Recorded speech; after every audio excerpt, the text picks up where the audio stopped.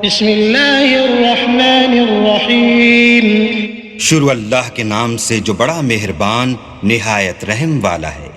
والتين والزيتون وطور سينين وهذا البلد الأمين لقد خلقنا الإنسان في أحسن تقويم ثم رددناه أسفل سافلين إلا الذين آمنوا وعملوا الصالحات فلهم أجر غير ممنون فما يكذبك بعد بالدين أليس الله بأحكم الحاكمين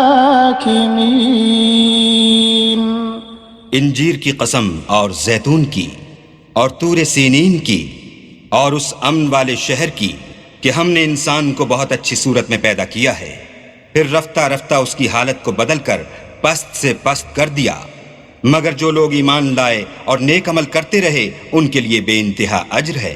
तो ए आदमजाद, फिर तू जज़ा के दिन को क्यों झुटलाता है?